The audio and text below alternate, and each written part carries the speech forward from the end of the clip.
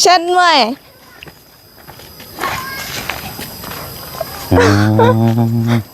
เอาเชื่องไว้ข้างหลังนี่ดีปุ๊บยังวันนี้ไล่ยังอันนี้ ยอดหน่วยแปลว่าโดยแม่ จะเป็นเรื่องผ่าอย่างนี้พี่น้องโดยต้องทำผู้ที่เคยใส่ได้แบบนี้โดยคืออยากกันมาเซอร์ไพรส์ทางมิตู้เราแบบบูฮูคือการรู้สึกว่าอยากให้เพราะว่าคอยก็อธิบายว่าเป็นคือกันแต่รู้สึกว่าเห็นเพื่อน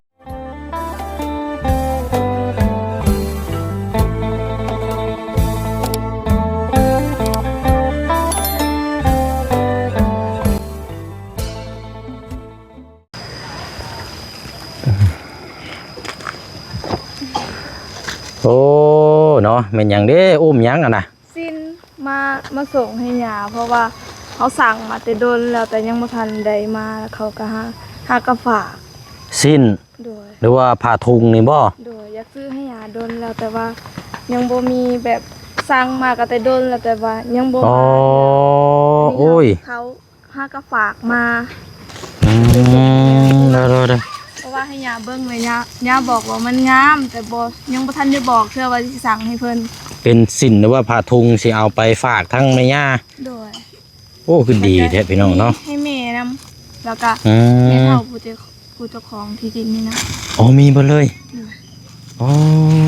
เดี๋ยวเอาเดี๋ยวขออนุญาตอันนี้ไม้ก่อนซะเนาะเอามาพบมาเจอกันช่วงจะค่อยคำลงแรงอีกคือเก่าคือเดิมเด้อเนาะพี่น้องเนาะมาติดตามอัปเดตถามข่าวๆให้ทางพี่น้องFCเฮาติดตามเบิ่งน้ำกันเนาะสำหรับเคสของทางน้องบ๊อบเมื่อนี้ก็รู้สึกว่ามีผ่าทุงเด้นี่สิไปเซอร์ไพรส์ทั้งแม่ย่าเด้นี่เนาะด้วยเนาะเอาเบิ่งก่อนได้พี่น้องขออนุญาตกำหน้ากล้องก่อนด้วยรอบเย็นนี่มีภายในเขามาหาน้องยังบ่มียังบ่ทันได้มีบ่ด้วยทางเบาลี่ได้ซะยังบ่ด้วยอาจจะเป็นช่วงแรงๆจังหน่อยพุ่นแหละเนาะด้วยเอาอะไรใส่พี่น้องเนาะทักทายหรือว่ากราบสบายดีและสวัสดีพ่อแม่พี่น้องเบิร์ดสุขุสุคนพี่น้องเนาะผมเจอกันอีกคือเก่าพี่น้องเนาะทางทีมงานก็น่าจะอยู่บ้านกระดับพุ่นแหละพี่น้องเนาะคือเห็นว่าเขาเจ้ามาส่งแห่ส่งซ้ายบริษัทเขตของทางน้องหลงแค่แต่ว่าทางพอน้องเปียวไม่ได้เข้าไปมาติดตามเบิ่งทางน้องหลงแค่พี่น้องเป็นกำลังใจทางน้องเพิ่นเด้อพี่น้องเด้อเนาะช่วงนี้ก็รู้สึกว่าละลอยจังแน่จังน้อยเนาะพี่น้องเนาะ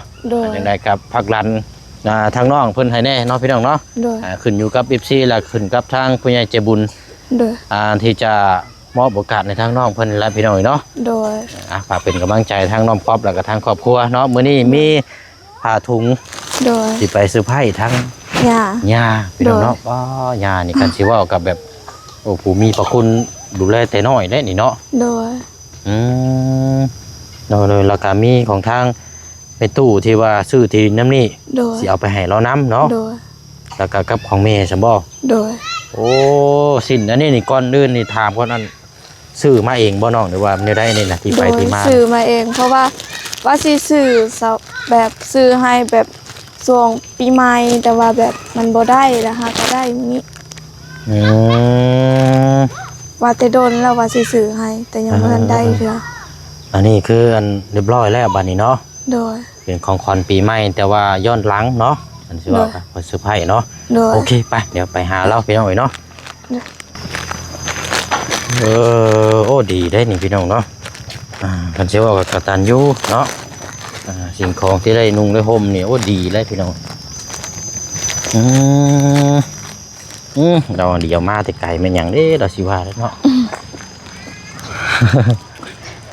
มาแล้วประมาเอ้าสังเชนมาไปเอาประโอ้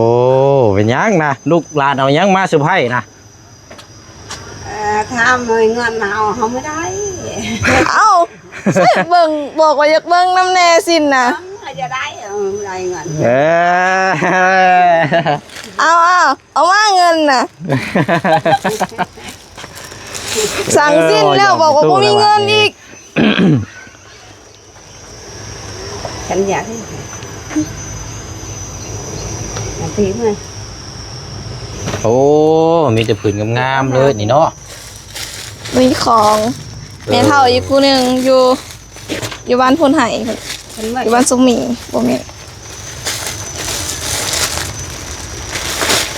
โอ้งามเด้นี่เนาะ โดย ผืนหนึงนี่เท่าไรก็ 130,000บ่ โอ้130,000เนาะอ๋อ เด้อ แพงอยู่ได้ เนี่ยนายตะเพียกินสกัดเลย อืม แบบผ้า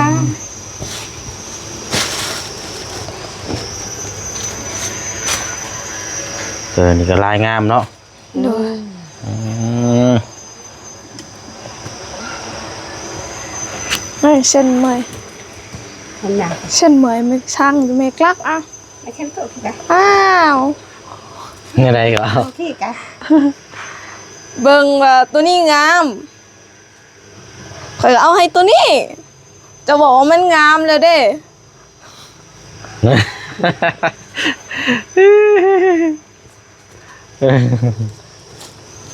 ี่ไม่ช่างนะจัง บ่แม่น นับเพียงไม่ช่าง นี่อืม อืม เพิ่มได้สั่งแกงไปที่อ่ะ อันนี้ยังบ่ทันได้ตัดบ่เนาะ โดย โอ้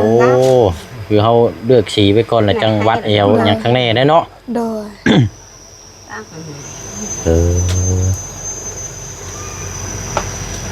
ไม่มาพอตีมาทำออกไปไหม เอาเนาะสีอะไรก็งามบาทนี่ โดย เลือกสีหนึงก็สีหนึงก็อยากได้บาทนี้มีแต่สีงามๆเนาะ ที่ใดตัวใดก็เอาตัวนั้น นะ ตัวนี้ล่ะเป็นของแม่เฒ่า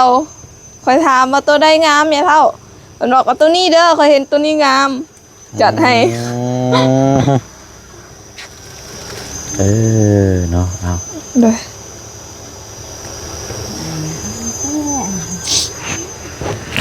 งามเลยนี่สีนี้ก็เนาะเราจับนี่ โดย ก็คือว่าแล้วแต่ตามไอ้มักไผอันนี้เนาะ โดย นุ่งยังบ่ทันได้เด้เนาะ โดยมีแต่ต้องไปยิบอีกเถื่อหนึง เราต้องไปวัดเนาะ โดย ไปวัดไปนี่ให้กับเจ้ายิบ โดย อืม ไหนแนวไหนไหม โน โน้ม โน โน้ โดย โน้โน้กระดาษ โนปะวิวสุมี เรียก ใช่ ยาค่อยถามว่าตัวนี้ของไผข่อยก็เลยบอกว่าเป็นข่อยบ่ฮู้เอิ้นคือกันแต่ว่าภาษาบ้านข่อยเป็นโน เป็นอันนั้นเด้เป็นอ้ายของแบบ ลุง เป็นลุงบ่ ลุงแม่มัน โดย ลุงแม่มัน ของทางป้า โดย ใช่ว่าลุงกันเนาะ โดย ป้าแม่นละ โดย ป้าแม่นป่าป้าแม่นป่า ให้ป้า ป้าแล้ ให้ วว่า ป้าเมียของลุง ของลุงบ่เนาะของป้าแล้วอ่ะ โดย ของ แต่ว่า ป้า ลุงเสียแล้ว ลุง อ๋อ ลุงแม่มันป้าแม่นลุงมัน เป็นเมียของทางลุงฉันบ่สิเจ้าสิเอาไปให้นี่ พอนี่จะลุงเขานี่ ก็แม่นป้าแล้วก็ห้องป้า โดยเพราะว่าบ่ได้ไปเหือนเพิ่นโดนเติบแล้ว เราอยู่ไสน่ะ เราอยู่บ้านไกลอยู่บ้านสุมีเพิ่น โอ้ บ้านชุบมีสิใกล้สโป๊ คือยับลงไปพุ่นเนาะ ทางไปเวลาอัน ทางเข้าไปอันนาบ่เพิ่นบ่ไปนาบ่เพิ่นบ่ ป้าแม่นใกล้ใกล้นะบ่ เข้าไปทางนาบ่อนั่นแหละ เข้าไปเส้นนาบ่ โด เนาะ ยแต่ว่าเขาอยู่ใน ใกล้นะบ่ อืม สโปนก็ใกล้สโปน โดย โดย กับข้างกับกะใกล้คนให้แข่งขันกะใกล้ เอามีโอกาสวันเวลาก็จังไปให้เราเนาะ โดย มันก็หนทางมันก็อยากไกลแน่ โดย โอ้เอาเนาะสินมาผากทั้งหญ้าเราก็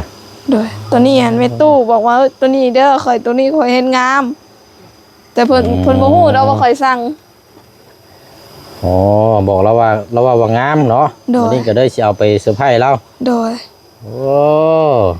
ดีใจบ่มีตู้ดานเอามาให้ ดีใจสิเอาไปให้แม่ตู้อีก อยู่อัน เจ้าของที่ดินพุ่นแล้วเนาะ โดย เอาซะเนาะเดี๋ยวไปต่อกันอยู่พุ่นอีก โดย ไหนเนี่ยเนาะ อันนี้ก็จังเอาไปวัดแล้วก็จังเอาไปอีกเทื่อนึงเนาะ โดย อืม อ๋อมัมจะนรมไหม มันจะ มัมจะ เราอยู่บ่เนาะ โย อยู่ดอกเนาะ โดย เอาจะไปเบิ่งเลยเนาะ โดย เอ้ยเอาเนาะ โดย งามพี่น้องเอ้ยสินโอ้สิ ยิ น งแต่ แต้ม แม่ค่อยจักเพิ่นไปใส่ สินแต้มสินไหมเนาะ โดย นี่แล้วเนาะมีหยังเฮาให้ตามที่เฮากำลังเฮากันพอเพิ่น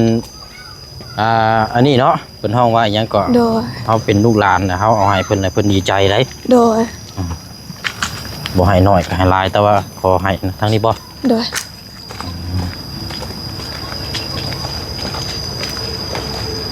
อยู่บ่เฮือน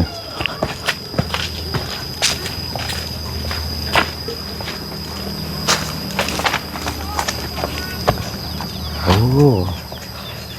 แล้วเนาะเรากำลังทางยังนะได้เข้าไปได้ ฉันไหม อืมเอาเสื่องไว้ข้างหลังนี่โอ้เห็ดหยังบ่เมื่อยบ่นั่น เมื่อยแม่ อ้า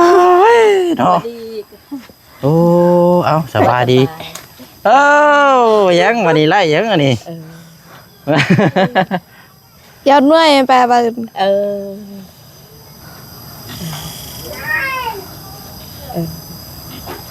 นี่ไรบัดนี้งามอยู่บ่ งามไปขอบใจลูกเอ้ย เออแล้วของหลานเจ้านี่แล้ว ขอบใจหลานเเอ้อเราเคยยินว่าอันเห็นเบิ่งนะว่างามบ่หลานก็ได้สั่งมาให้เนาะ งาม เป็นอันเขาห้องเนื้อผ้าแบบยังก็น้องแบบบริเวณสินแต้มเลยเนาะ โดย ห้อง แม่น ผ้ายังเกาะตัวนี้ ข่อยบ่ฮู้คือกันแต่ว่าเป็นสิ้นคล้ายๆแบบเฮาใส่กับเสื้อไหมก็ได้บ่ถ้าเอาสีคือกันนี่ แม่นไง โดย แต่ว่าผ้าไหมเนี่ยบ่แม่นเนาะ โด ผ้าย ไหมนี่มันสิแพงกว่านี้ โดยแม่ จักแม่นเนื้อผ้าหยังนี่พี่น้อง โดย ต้องถามผู้ที่เคยใส่ได้แบบนี้ โดย นั่นน่ะขอบใจหลาย อันนี้ต้องอันยังก็เราต้องไปวัดเขาได้เนาะ โดย ไป อยู่ โบสถ์ อยู่ในห้างนี่มีอยู่บ่ซะ มี บ้าน อยู่เพื่อนลูกของแม่เฒ่านี่เด้ อ๋อเฮ็ดนี่เลยยิบอยู่นี่เลย โดย โอ้อืมเอาเนาะกำลังคุดยังก็ไม่ตู้ นี่ก็เฮ็ดอันนี้เงินนี่กับมาพริก เสียหญ้าบ่ เสียงาน ป้าอันเครือนี่คือลายแท้เนาะมันได้นี่น่ะ มัน โดย มันเครือ มัน อืมเป็นได้มันเครือนี่ต้มนี่ มันคืออันแซ่บ โดย โดยอันเป็นได้คืออยากอันมาเซอร์ไพรส์ทางมิตู้เราครับผม แบบบ่ฮู้คือกันรู้สึกว่าอยากให้ เพราะว่า ข่อยก็อธิบายบ่เป็นคือกัน แต่รู้สึกว่าเห็นเพิ่นอยากได้แล้วก็ทั้งแม่ข่อยนำแล้วรู้สึกว่าให้เฮาซื้อให้เพิ่นคือสิดีใจถึงมันสิบ่ได้แพงก็ตามแต่ แต่ก็อยากซื้อให้ อยากให้แบบ เพราะว่าเฮาก็บ่เคยซื้ออิหยังให้กับ เป็น แม่ ของ แล้ว ฝากของต้อนเนาะหรือว่าเป็น ขั้นตอน แนวที่ลูกหลานจะให้เนาะ โดย โอ้ดีได้อฉะเนาะ ดี เออ กับอันน่าจะน่ายะ อ๋อให้แม่ตู้ แม่ตูอันกะแต่กี้กับพระอยู่นำเฮานี่อยู่ แต่ยังน้อยจนใหญ่หนาดาตูเลยหนาเจนดา นาบ้าว หนาบาวอันกะพระอยู่เรือนเจ้านี่เรือนแม่ตูเนี่ยเบิ่งแยงกะหันจือบนคุดแต่น้อยจน โอ้ ใหญ่ พอได้ฉะเนาะเอาง่ายๆซะ คันเจ็บใครได้กล้วยก็คอยเบิ่งแยงแต่น้อยเด่นใหญ่ ความผูกพันเนาะหลักๆได้กับความผูกพันดีเอาอันไหนเนาะ โดย โอ้ยมีตู้นี่ดีใจได้เราก็เนาะวันนี้ลูกหลานมาให้โอ้ย ลูกหลานมา เอาไปยิบแล้วก็มาใส่มื้อหน้านี่โอ้ยลูก หยิบเป็น ทั้งหลานเห็นนี่ยังสิดีใจเด้อนี่ซื้อมา ดีใจ เห็นว่าเห็นลุงใส่นี่เนาะ โดย อ่ะท่านพระเจ้าก็อันถวายชิดแน่ถวายเฮอพระเจ้า อันพอกินพออยู่ชำนี้แหละอันถวายถวายชิดแน่ เอาดีแล้วเนาะ โดย ตันยูนความผูกพันเนาะ โดย เอาโอเคครับพี่น้องเนาะนี่ก็เป็นของฝากของต้อนเนาะ โดย ถึงสิบ่ราคาแพงหลายหรือว่าราคาแพงก็ขอให้มีให้เนาะ โดย ก็รู้สึกดีได้ โดย เอาเนาะไปบ้านนี้เนาะอะไรพี่น้องเอ้ย โดย จังอันนี้ทางนกป๊อปเป็นจังไรใส่1ข้าว1น้ำแล้วบ่เจ้าลืมถาม นึ่งหมดแล้ว เรียบร้อยเลย โดยนึ่งตั้งแต่4 โมงแล้ว ก็คือสีคึมๆเนาะวันนี้โมเมนต์สิ วันอยากตกว่า เปียงลงมาอีกไปจักอันนี้เนาะ โดย ห่อนแห้งอีโดได้มื้อนี้ โดย จนเจ็บหัวจนปวดบ่เลย โดย ซะโอเคเนาะซะเนาะอันสิคุยหยังกันต่ออยู่บ่ซั่นก็ ได้แล้ว แล้วเนาะ โดย เอากลับไปพุ่นก็เลยซะแม่เด้อ ขอบใจ เด้อเอาอยู่ดีมีแห้งเนาะสุขภาพ โดย ร่างกายโอ้เอาดีเนาะ โดย เหลือแต่ทางอันพระในเฮือนได้บัดนี่เนาะ โดย ห้องหรือว่าทางผู้เป็นแม่เนาะ โดย อันสร้างมานี่สร้างมาพร้อมกันเลยสมบูรณ์เนาะ โดยสั่งมาพร้อมกันเลย เพราะว่ามือหันเห็นก็เห็นสินงามว่าสิสั่งให้อยุดยานบ่ถูกใจเพิ่นเห็นเฮาสิแบบเฮาเบิ่งเองจังซี่นะคอยก็เลยแบบแกล้งให้เพิ่นเบิ่งแล้วบอกว่าย่าคอยอยากได้สินแต่สินตัวแบบนี้งามบ่คอยบอกแบบนี้นะย่าคอยบอกว่ากะแล้วแต่มักมันบ่คือกันแล้วคอยก็บอกว่าบ่คอยอยากให้แม่กับย่าแล้วก็ทางแม่เฒ่าหันตัดสินใจให้แน่สินตัวได้งามระวัง3พื้นนี่พระเจ้าสิเลือกอันตัวได้งามไม่ดีนะคอยอยากได้คอยบอกแบบนี้แล้วแบบนี้แล้วเพิ่นก็ได้เลือกให้ตัวนี้ตัวหัน แปลว่าเลือกในโทรศัพท์นี่บ่ โดย ได้เห็นรูปมันแล้วก็เลือกเอาตัวนี้เนาะ โดย อืม แต่ย่าคอยบอกว่ามันสิบ่ค่อยตรงปกปานใดคอยก็บอกว่าบ่เป็นหยัง เลือกตัวใดก็ได้ ตัวใดเห็นงามแล้วคอยจะได้สิ้นเพราะว่าคอยบ่มีสิ้นใส่คอยบอกแบบนี้แล้วเพิ่นก็เลือก3คนเพิ่นตั้งใจเลือกให้แน่แต่บ่ฮู้ว่าเลือกให้เจ้าของ เนาะโอเคครับ โดย เดี๋ยวไปมองอันเสาเฮือนเขาก็ได้ใช่เนาะ โดย พี่คนก็ได้พี่น้อง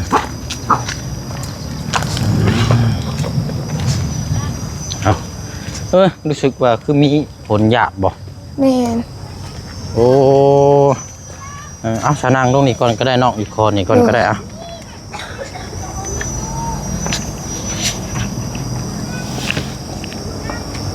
โอ้ยคึมไว้แท้นี่เนาะ6 โมงมานี่พี่น้องแป๊บเดียวสิค่ำเลย โดยเพราะว่ามันหอนในยานฝนสิตกนี่นะ เนาะตกกระตกถอดมันฮ้อนเนาะเฮ็ดจังได๋ โดย คำมาก็ยุ่งก็เริ่มมาเลย โดย เอาอันนั้นไอ้กับบ่ได้ซื้อหยังมาซ้ำมีแต่อันนี้แหละเบิ่งก่อน โดยบ่เป็นหยังไง ดูไม่หยังอันนี้เนาะ ไม่ จะจักอยู่บ่ ไม่ตัวเขากินนี่บ่มักวายต้นมักวาย ไม่ว่านะ เป็นบ่ บ่แม่น โอ้คันเจ้าได้เสาไม่ว่านี่ก็โอ้คักแล้วนี่ เป็นบ่ แพงเลยนี่ไม่ว่านี่ เขาบ่ฮู้คือกัน บ่แม่นหรอก อันนี้มันต้นอีหยังไง จักสิแม่นไม้หยังมันเบิ่งยากเป็นไม้อัน โดย เสา เพราะว่ามันบ่มีอันนั้นเลย อยู่อันนี้ก็คือว่าจะแตกๆนิดนึงเนาะ แม่น ไม้มันหายากเสมอนี่พี่น้องเอ้ยไม้ชาวเฮือนชานั่นแป้นนี่ โดย เนาะ โดย แล้วมื้อนี้ได้เห็นภาพน้ำกันเนาะสำหรับทางน้องป๊อป โดย เพิ่นสิเว้ากับกตัญญูกับแม่นแล้วก็ โดย เป็นของฝากของต้อนเสื้อร์ไผ่เนาะทางภูมิพระคุณ โดย โอ้ดีเนาะ โดย อันนี้คิดแต่หึงนะบ่น้องหรือว่า โดยเรื่องแล้ว เฮาสั่ง2เทื่อหาก็ได้เทื่อนี้ เอ้าเป็นนี่ได้คือว่าสร้าง2เทื่อไรคือนี้ เด้ อ๋อรอบแรกนั่นบ่ทัน โดยเพราะว่ามันมีอยู่แบบแม่ค้าอื่นทางบ่เคยสั่งให้เราบ่กล้าแบบเขาบอกว่าให้โอนเงินก่อนเด้อันนี้ละแบบเก็บปลายทาง อันนี้นี่พอเรื่องทางออนไลน์นี่ก็อยากแจ้งเพิ่มเติมน้ำแน่ก็ได้พี่น้องเนาะที่พี่น้อง FC เกี่ยวกับช้อปปี้เนาะเพิ่นฮ้องว่าช้อปปิ้งนั่นแหละเกี่ยวกับแบบเชิดอันน่ะในทางการซื้อขายในโซเชียล โดย หนึ่งมานี่โอนนี่โอ้ระวังแท้ๆเลยพี่น้อง เพราะว่า เพราะ เรา ว่า เห็น เคยเจอมาแล้วอ้ายก็เคยเจอมาเลย เด้อ โอนไปให้แล้วก็ มี บ่ส่งบินมาให้2มือบล็อกอ้ายอีกเลย แม่นเค เรียบ ย ร้อยเลย แบบเคยเห็นอยู่ทางคนอยู่บ้านเขาสั่งมุ้งเห็น อืม ตัว900,000นี่เป็นหลานของแม่เฒ่านี่แต่เพิ่นบอกให้โอนเงินก่อนโอนเงินมัดจำ200,000โอนไปละมิดจิรี่ สามน้อยเลย เขาบอกเพศซ้ำ 200,000ก็เพื่อสิหาเงินได้เนาะสมมื้อนี้มันโอ้ยหามันนี่ลำบากคือหยังพี่น้อง โดย มาหาฮักเอาเงินกันง่ายๆสินี่โอ้ยเนาะ โดย ก็แต่ว่าถือเป็นประสบการณ์เนาะ โดย แต่หลังจากนั้นมาได้เกี่ยวกับเครื่องของออนไลน์นี่ไอ้บ่ได้ใกล้เด้อเดี๋ยวนี้นี่ โดย แต่ว่านอกจากปลายทางอย่างเดียวถ้าบ่ปลายทางก็คือไอ้สิบ่เอาเลย โดยคือกันเพราะว่าโอกาหรือถึง40 20,000เฮาก็บ่ยากเห็นบ่ แม่น เพราะว่าเป็นเงินเฮากว่าสิหามาได้มันก็บ่ได้ โอ้ย สบาย มันเพื่อสิได้แต่ละบาทเพื่อสิได้แต่ละกีบมันก็ แม่น คือฮู้หั่นล่ะเนาะ โดย กับเมื่อยพี่น้องแม่นอยู่ โดย ผู้เพิ่นเอาเพิ่นบ่คิดได้แต่ว่า โด เฮาย นี่ติเนาะ โดย มีแต่ว่าเฮามีประสบการณ์แล้วก็ระมัดระวังเนาะ โดย หรือว่าทางน้องบ่เคยเจอก็ให้ระมัดระวังไว้หั่นน่ะเนาะวิชาชีพซุมื้อนี้มันหลายพี่น้องเขาเจ้า โดย ให้โอนเงินก่อนค่ามัดจำ100,000หรือว่า50,000ก็ว่ากันไปเนาะเจอกับฝากเครื่องให้เลยแล้วก็บล็อกเฮาทิ่มหนี้เลย แม่น ประมาณ เฮา นี้ กันเฮาสิประจานก็ได้แต่ซ้ำหั่น ประจานเว้าถึงประจาน เขาบ่แม่นคนดัง เออ ขนาดคนดังเขายังเฮ็ดหยังบ่ได้ มันเป้าเรื่องว่าสิมันก็พอเพชรมันก็ไม่มีประโยชน์หยังได้อันเดียว แม่น มีแต่เอาปล่อยไปละว่าตามเบ็ดตามกรรมมาแล้ว โดย เนาะ โดย เอาอะไรเนาะเดี๋ยวมาต่อพูดคุยน้ำกันทั้งเรื่องบ้านเฮือนซ่านทั้งน้องป๊อปก่อนใส่พี่น้องเนาะก่อนจะ ได้ พอมันสีผ้าผุนสีมาเด้นี่เนาะ โดย เดี๋ยวต่อพูดคุยน้ำกันจักเล็กจักหน่อยก่อนค่ะอะไรพี่น้องเนาะฝากทั้งพี่น้องอีกทีปลาลุงเฮาคือเก่าคือเดิม โดย ผลักดันทั้งน้องเพิ่นนำในเด้อพี่น้องเอ้ยเนาะ ได้ ทั้งน้องป๊อปว่าตอนนี้ก็ได้แต่เสา ได้ แต่การยินว่าทางบ่ดีงบทีเดียวก็คือว่าไม่บ่น่าจะเป็นสร้างไม่เส้นนี่แหละพี่น้องแต่ว่ายัง ได้ โอ้ยังขาดหลาย โดย เนาะยังขาดหลายพี่น้องก็นั่นแหละฝากทางปลาดุงทางพี่น้อง FC เฮานำเนาะพี่น้องเนาะ โดย ทางบ่เสียงนี่ก็ตั้งแต่เข้ามาหาทางน้องป๊อปนี่บ่ได้มียอดสมทบจักกีบเลยพี่น้องเอ้ย โดย มีแต่เขามาถ่ายคลิปแบบนี้แหละนี่แต่ละมือกับมาตอนแรกก็คือว่า โดย อยากมาพักรัน โดย อยากให้น้องเพิ่นได้รับโอกาส โดย จากทางผู้ใหญ่ใจบุญคือผู้เชียงเราทุกคลิปที่ผ่านมาและพี่น้องมื้อนี้ก็เป็นอีกคลิปหนึงเนาะก็อยากฝากทาง FC ปาลุงเฮาเพราะว่าก็เข้าใจอยู่พี่น้องเนาะแต่ละผู้แต่ละคนแต่ละเคสเนาะช่วงนี้ก็หลายเคสแต่ว่าก็อะไรก็ฝากได้เท่าที่เฮาฝากเนาะ โดย ขึ้นอยู่กับน้องเพิ่นนำแล้วก็ขึ้นอยู่กับทางผู้ใหญ่เนาะกับบุญ โดย วาสนาว่าสิได้ไว้หรือไว้ซ่านี่ก็ โดย แล้วแต่อันนี้พี่น้องเนาะเฮา โดย บ่สามารถเว้าระบุได้ โดย นะครับมีแต่เป็นกำลังใจแล้วก็พักรันทางน้องเพิ่นติดตามเบิ่งนํกันยาว โดย ๆช่วงแรงนี่ยันนั่นแหละพี่น้องยังบ่มีไผเข้ามาหรอกคันมันมาก็เป็นช่วง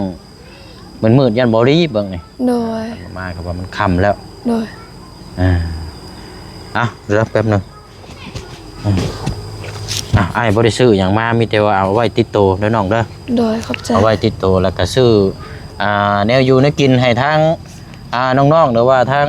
ครอบครัวนะเด้อ โดย แล้วแต่เจ้าสิซื้อ โดย ซื้อดูยังกินมาก็อิ่มอกอิ่มใจหั่นแหละกินน้ำกันหั่นแหละเนาะ โดย เพราะว่าคันซื้อมาก็จักสิซื้อหยังนะพี่น้องได้มอบเงินให้ดีกว่าเนาะ โดย บ่ได้ซื้อใช้จ่ายบ่หลายก็น้อยก็พอได้กินนั่นแหละเพิ่มสู้น้ำกันเนาะ โดย เอาละสบายนี่เนาะมีแต่ว่าหันและอันสิได้เดินทางคือเก่าคือเดิม โดย น้องเด้อ ขอบใจเด้อขอให้อ้าย โดย เดินทางปลอดภัยขอให้อ้ายร่ำๆรวยๆเด้อ จับหยังเฮ็ดหยังก็ขอให้เป็นเงินเป็นทองขอให้สมความปรารถนาเด้อข้าพเจ้าอวยพร โดยสาธุเนาะอันนี้แหละพี่น้อยสิ่งที่เฮาปรารถนาก็คือหนึ่งก็แม่นโรคภัยไข้เจ็บเนาะบ่ให้มาเบียดมาทัดสองก็แม่นการกินการอยู่เนาะให้ร่ำให้รวยนี่แหละพี่น้อยตัวนี้แหละใครก็ต้องการเนาะแต่ว่ามีแล้วก็เฮาก็สิได้แจกจ่ายให้ทางผู้คนมากมายตามที่เฮาติดตามมาเบิ่งแย่งน้ำกันพี่น้อยมาอะไรเนาะมีแต่ว่าอาสิไปเวียกต่ออีกก่อนยังบ่ทันได้กลับมือแล้วพี่น้องสิเข้าไปเยี่ยมยามพุ่นละทางน้องไม้ก่อนบัดนี้พี่น้องเนาะไปติดตามน้ำกันทางนั้นก็โอ้ยทางพี่น้องปาลุง14เฮารุ่นน้ำกันตอนนี้น่ะลายแห้งเนาะเอาเดี๋ยวไปถามทางจากปากของน้องเพิ่นเนาะเพราะว่าไปถามรอบนึงแล้วนี่ว่าน้องเพิ่นไปเฮ็ดเวียกบ่ซั่นพี่น้องไปสมัครเฮ็ดงานอยู่บ้านหูรัวนี่จะเป็นโรงงานยางบ่โรงงานหยังสักอย่างนี่แหละเดี๋ยวถามเบิ่งตัวจริงน้ำกันเอาโอเคแล้วน้องเด้อเดี๋ยวบื้อหน้าสิเข้ามาใหม่เด้อโดยเอาสบายดีเด้อพี่น้องเด้อเบิดสุขุสุคนไปเนาะมืดเนาะผ้าฝนก็ครึ้มๆแล้วนี่พี่น้องเอ้ย